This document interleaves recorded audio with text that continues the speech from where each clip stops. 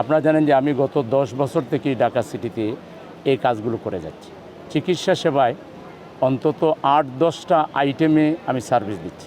একটা হলো আমরা মেডিকেল কার্ড দিচ্ছি তাদেরকে, যে কার্ডের মাধ্যমে ডিসকাউন্টে অন্তত 25-26টা হসপিটাল থেকে তারা ডিসচার্জে ডিসকাউন্টে তারা চিকিৎসা পেয়ে থাকেন। তারপরে আমরা এই দিকে দেখেন বাম দিকে আপনাদের সাজানো অ্যাম্বুলেন্স, এই ধরনের অ্যাম্বুলেন্স সার্ভিস দিয়ে যাচ্ছি এই শহরে। তারপরে আমরা ব্লাড সার্ভিস দিয়ে যাচ্ছি।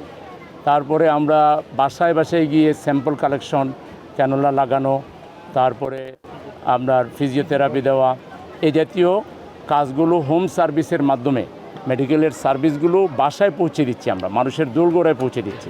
করোনার সময় বিশেষ করে করোনার সময় তো আমরা লাখ লাখ মানুষকে বাসায় রেখে তাদেরকে অক্সিজেন সার্ভিস দিয়েছি। তাদেরকে অক্সিজেন সিলিন্ডারের মাধ্যমে বাসায় বসে তারা চিকিৎসা নিয়েছে, তাদেরকে হসপিটালে যেতে হয় নাই। এইটা আমরা হঠাৎ করে গোটা করে করছি এরকম না। এই আজকেও অনেক ওয়ার্ডে এটা চলবে। ফ্রি মেডিকেল ক্যাম্প প্রতিদিনই কোনো না কোনো ওয়ার্ডে চলছে এবং ঔষধ বিতরণ চলছে। এর বাইরে টেলিমেডিসিন আছে। এই ডাক্তারদেরকে আবার টেলিমেডিসিনের মাধ্যমে টেলিফোনে কানেক্ট করতে পারবেন আপনারা, এবং তারা টেলিফোনেই আপনার মোবাইলে প্রেসক্রিপশন দিয়ে দিবে, মেডিসিন লিখে দিয়ে দিবে, আপনি সেই চিকিৎসা নিতে পারবেন।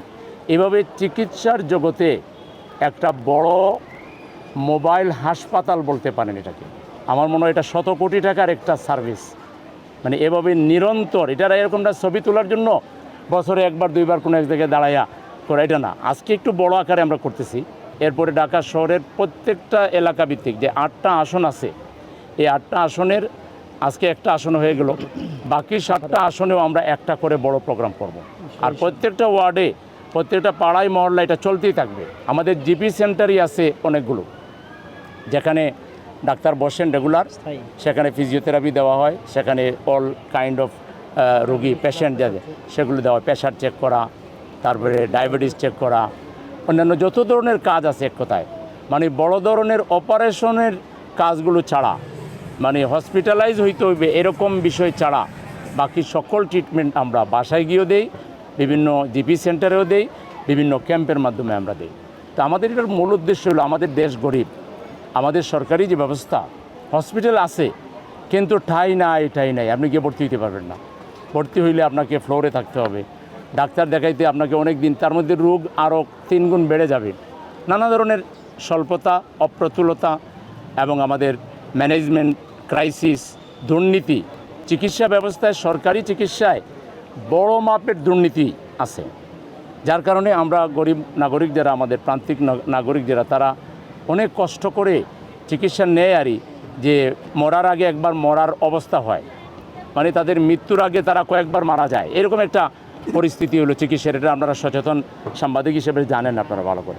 আর প্রাইভেট চিকিৎসা এটা তো অনেক বড় লোকের ব্যাপার, অনেক এক্সপেন্স, অনেক ব্যয়, ফলে সাধারণ মানুষের পক্ষে প্রাইভেট চিকিৎসা নেওয়া কঠিন। তো এই অবস্থায় বিকল্প একটা মানবিক রাজনৈতিক দল হিসেবে জামাত ইসলামী আমরা এই বিশেষ করে ঢাকা সিটি নর্থে এই কাজটা আপনারা যদি অনুসন্ধানী মন নিয়ে খোঁজখবর নেন, তাহলে দেখবেন মানবিক কাজের এক মহড়া বলতে পারেন এই ঢাকা সিটি নর্থে হচ্ছে। এবং এটার ফলও আমরা পেয়েছি। আমাদের এইসব কাজকে রিসিভ করে গত 12ই ফেব্রুয়ারি যে নির্বাচন হলো, এই নির্বাচনের জনগণ কিন্তু জামাত ইসলামীকে বিপুল ভোটে সমর্থন দিয়েছে। 5টা সিটে আমরা পাশ করেছি, 3টা সিটে অল্প ভোটে হারানো হয়েছে, কিন্তু আমরা 8টা সিট মিলাইয়া 65,000 ভোটের ব্যবধানে এই সিটি নর্থ টোটালটায় আমরা আগায় আসি। তো আমরা আশা করি আমাদেরকে জনগণ যেভাবে ভালোবেসেছেন, আমরাও জনগণকে যে সেবা দিয়ে যাচ্ছি, আগামী দিনে আমরাও আমাদের কাজ অব্যাহত রাখবো আল্লাহর সন্তুষ্টির নিমিত্তে। আর জনগণও তাদের মুক্তির জন্য, তাদের কল্যাণের জন্য একটা মানবিক সিটি, এটাকে একটা আমরা স্বাস্থ্য নগরী হিসেবে গড়ে তুলতে চাই। স্বাস্থ্য সেবার জন্য এই নগরীর যারা দায়িত্বে থাকবে, তারা কোথাও মানুষের কোনো প্রবলেম শোনার সাথে সাথে ডাক্তারও পাঠাই দিবে, অ্যাম্বুলেন্সও পাঠাই দেবে। আমাদের এই সেবার মূল টার্গেট হলো, আমরা যখন কেউ ইমার্জেন্সি কল দিই, অ্যাম্বুলেন্স দিয়ে আমরা ডাক্তার পাঠাই দিই। এরকম একটা সেবা পাওয়া বাংলাদেশের মতো জায়গায়, এটা শুধু উন্নত বিশ্বে কল্পনা করা যেতে পারে, বাংলাদেশ এটা সম্ভব না। আমরা সেই উন্নত বিশ্বেরটা প্রাইভেটলি বাংলাদেশে প্র্যাকটিস করতেছি। যদি কোনো দিন আমাদের হাতে ডাক্তার সাহেব যেটা বললেন জনগণ ক্ষমতা দিয়ে দেয়, তাহলে আপনারা প্র্যাকটিক্যালি দেখবেন যে দুর্নীতিমুক্তভাবে অনেক চিকিৎসাই আমরা ফ্রি করে দেওয়ার ব্যবস্থা করব। বিশেষ করে শ্রমিকদের পরিবারগুলোকে, অভাবী মানুষদের চিকিৎসা, এগুলো আমরা ফ্রি করে দেব। চিকিৎসা কিছুটা যারা ব্যয় নির্বাহ করবে, যাদের সচ্ছলতা আছে, প্রমাণ হবে যে তাদের দেওয়ার ক্ষমতা আছে, তাইলে মিনিমাম যে চার্জ যেটা সেটা তারা দিবে। আর বাকি সকল মানুষের জন্য, বিশেষ করে শিক্ষার্থীদের জন্য, বিশেষ করে যুবকদের জন্য, শ্রমজীবী মানুষের জন্য চিকিৎসাকে আমরা ফ্রি করে দেব। আমরা এটাকে একটা মানে শিক্ষা নগরী হিসাবে, এটাকে একটা চিকিৎসা নগরী হিসাবে, এটাকে একটা মানবিক নগরী হিসাবে, এটাকে আমরা একটা সবুজ নগরী হিসাবে, পরিচ্ছন্ন নগরী হিসাবে গড়ে তোলার এক ঐতিহাসিক যাত্রা আমরা শুরু করেছি। সেই যাত্রারই একটা পার্ট হলো আজকের মেডিকেল ক্যাম্প। এটা আমরা অব্যাহত রাখবো। ঈদের পরে আমরা এটা কন্টিনিউয়াস বড় আকারেও করতে থাকবো, ছোটো আকারেও করতে থাকবো। কন্টিনিউয়াসলি মানব সেবায় আমাদের যাত্রা অব্যাহত থাকবে। এক্ষেত্রে সাংবাদিক হিসাবে আপনারা জাতির দর্পণ, আপনারা জাতির বন্ধু, আপনারা সত্যকে সত্য বলার পক্ষপাতী লোক।